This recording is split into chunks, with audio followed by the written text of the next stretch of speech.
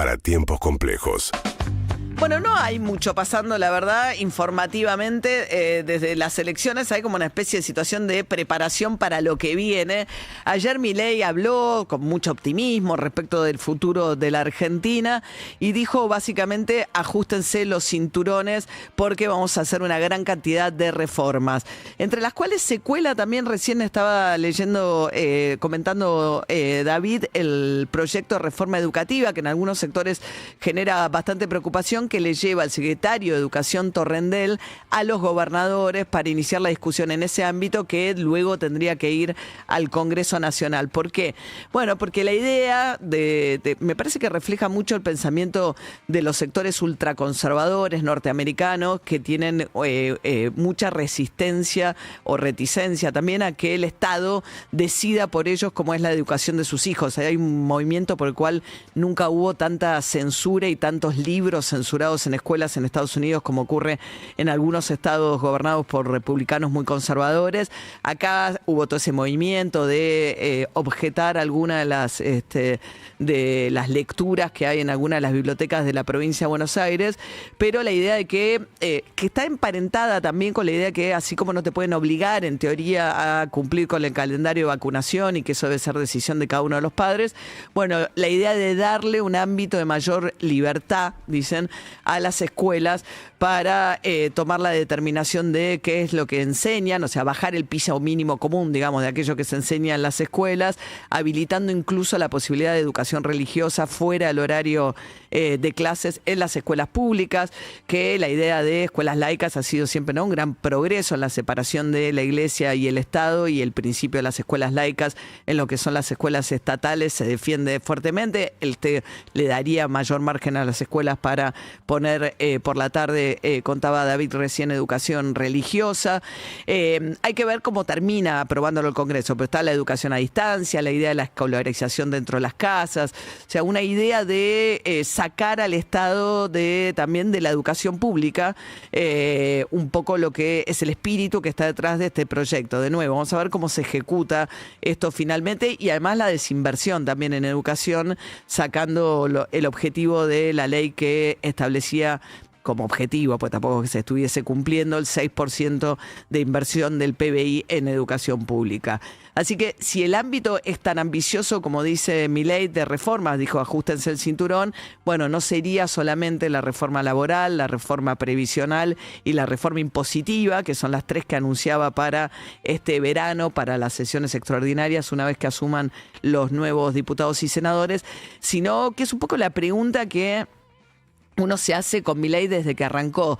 Si todo el tema de la batalla cultural, como la llama el gobierno, forma parte sustancial, por un lado, de su atractivo electoral. O sea, si es que la estabilidad económica es la razón principal por la cual Milei sigue teniendo una alta adhesión, como quedó demostrado en las últimas elecciones, y que eso prevalece por encima de otras cuestiones, o si hay un voto que también espera de él que libre aquellas cuestiones que él llama la batalla cultural, más asociada también a valores de los movimientos de ultraderecha, ultraconservadores, reaccionarios, más católicos y demás. Ahí entraría, y hay algunos de los diputados que lo han mencionado, la posibilidad incluso de discutir en el Congreso, dar marcha atrás con la ley, con la legalización del aborto, ¿no? Recordemos que Milei suele decir que eso es un asesinato agravado por el vínculo. Bueno, eso por el lado de lo que se viene en materia de reformas. Después, en el ámbito judicial, ayer Diego Españolo, el titular del ANDIS, la Agencia Nacional de Discapacidad, ex titular, fue a tribunales, se negó a declarar. La estrategia judicial de su abogado D'Alessandro, después que esperó bastante tiempo para ver cómo quedaba parado después de los allanamientos, fue ir por el lado de que decir que las grabaciones están adulteradas, pero fundamentalmente, como quedó bastante, hay mucha prueba, después falta, ¿no? Pero digamos, por lo pronto en los allanamientos quedó al descubierto un esquema muy grande de cobro de coimas en las contrataciones de lo que eran las compras de medicamentos por parte del ANDIS. Lo que él hace es despegarse. Dice, si eso pasó, que es lo que él dice en los audios que sabía, lo que pasa que si él sabía y no participó, tenía la obligación de denunciarlo, y si él sabía y participó, por lo menos aparece en uno de los momentos la posibilidad que Miguel Ángel Calvete, que era el intermediario en todo esto, que surge del trabajo de la justicia, le haya dado 5 millones de pesos un día que se encontraron supuestamente para un viaje a Israel. Decía en ese ámbito, en ese contexto, el abogado de Alessandro, dice, al final no viajó y además ¿para qué querría pesos en Israel que no le servirían? Ese es un buen punto, pero podría ser que sea que diga viaje a Israel y que lo use para otra cosa, pero bueno, la cuestión es que lo que dijo Spagnolo es básicamente que se negó a declarar y que los audios están adulterados. Y el propio Milei habló ayer, de nuevo, porque eso roza a su hermana Karina Milei, que es la que aparece mencionada en esos audios como siendo quien demanda un 3% por encima de las coimas que ya se cobraban junto con los Menem. Según Milei, todo eso va a quedar demostrado que es toda una gran mentira, una operación política y demás. Por ahora, además, después del triunfo electoral con Karina Milei como estratega y los Menem quedaron súper empoderados. De hecho, se lo ve como mucho más debilitado desde el final de las elecciones a Santiago Cafiero. Ahí la nota de Pañi especula con que incluso Karina Milei termine absorbiendo su influencia sobre la Secretaría del Estado, sobre la CIDE y los servicios de inteligencia, que es por ahora territorio de su adversario interno, Santiago Caputo. Y también en el plano judicial, ayer, después de que hay algunos medios que, especialmente toda vez que Cristina Fernández de Kirchner tiene reuniones políticas desde San José 1111, donde cumple la prisión domiciliaria, apuntan a que eso se parece poco, en todo caso, al cumplimiento de una condena. Ella está con la tobillera en su hogar, sujeta a las condiciones que le pone el tribunal oral que la condenó a 6 años de prisión en la causa de vialidad. En ese contexto, cada vez que tiene una visita, tiene que pedir permiso. Cosa que hizo cuando convocó a un grupo de economistas a discutir en su casa en San José 1111, bueno, la situación actual y demás. Después, como hace habitualmente Cristina Fernández de Kirchner, subió a la cuestión del balcón, también cuántas veces sale, cómo saluda y demás. En este caso, sube la foto con 8 economistas y hace un comentario muy crítico sobre la situación de la actualidad económica. A partir de ahí, muchos medios, sobre todo La Nación Más y demás, empezaron a hacer, o A24 y demás, empezaron a hacer mucho foco en que era demasiado laxo, que era una joda el régimen de prisión de Cristina Kirchner. Bueno, ayer, sin que nadie se lo pidiera, el juez que controla la ejecución de la condena de Cristina Kirchner le puso nuevas restricciones. A partir de ahora puede tener a 3 personas, no además, a la vez, por 2 horas y 2 veces por semana. Cristina Fernández de Kirchner sacó un larguísimo tuit diciendo que en realidad los que le molesta no es que ella haya recibido a los economistas, sino las críticas que ella hizo al plan económico. Como si el juez reaccionara no sé, en defensa del gobierno nacional por lo que ella dijo.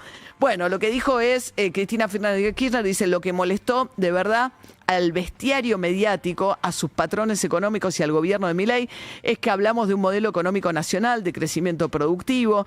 Bueno, después habla de los números de la economía, los cierres de empresas, habla también de la pérdida de trabajo registrado a lo largo de este tiempo. Y después dice, porque ella siempre dice, habla de la inflación, ¿no? Entonces dice, escuchen esto, voy a esto, dice, hasta el gobierno peronista más flojo, que además fue atravesado por una pandemia global sin precedentes, habla así del de Alberto Fernández como si ella no hubiese sido vicepresidenta. Pero dice, bueno, hasta el gobierno peronista más flojo, que es el de Alberto Fernández, que además estuvo atravesado por una pandemia global sin precedentes, tuvo mejores resultados que esta catástrofe de Milei en materia de puestos de trabajo y sostenimiento de empresas. Y después dice, y ojo, porque esto de bajar la inflación, hasta ahí nomás, dice, porque hoy sigue siendo más alta que a fines de 2015. 2015 es cuando ella le entrega al gobierno a Mauricio Macri. Con brutal recesión, destrucción de puestos de trabajo, dólar anclado y salarios congelados, más que un economista experto en crecimiento con o sin dinero, es aprendiz de carnicero, dice Cristina Kirchner, enfatizando su crítica al modelo económico de Milei.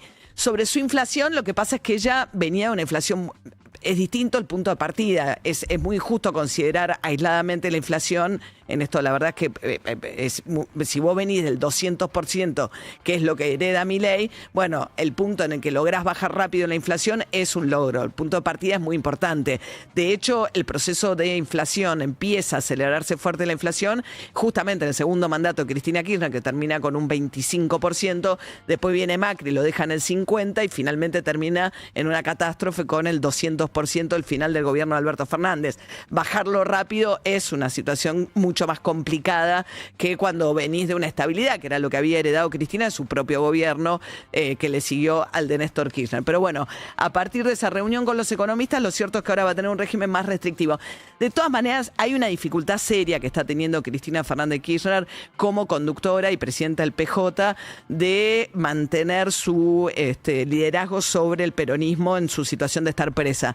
¿Por qué? Porque ella además siempre recurrió a presentarse como candidata para revalidar sus títulos como líder dentro del peronismo. Impedida de hacer eso, la verdad es que lo que le está pasando, que incluso aliados de toda la vida, como es Gerardo Zamora en la provincia de Santiago del Estero, se están cortando solos, como se cortaron ya algunos gobernadores peronistas del norte, cosa que había pasado el primer año de gobierno de Javier Milei, y el gobierno está tejiendo para ver si ante esta debilidad del peronismo logra que el desprendimiento de algunos peronistas los deje a ellos con la primera minoría en la Cámara de Diputados. Esa es la principal dificultad que está teniendo ahora mismo, que es conducir al kirchnerismo con el enfrentamiento que tiene por un lado con Axel Kicillof en la provincia de Buenos Aires y después los gobernadores que en estas negociaciones mano a mano con el gobierno, en muchos casos, porque además muchos de ellos quieren ser reelectos, prefieren negociar en el mano a mano con el gobierno nacional que someterse a la conducción política de Cristina Fernández de Kirchner.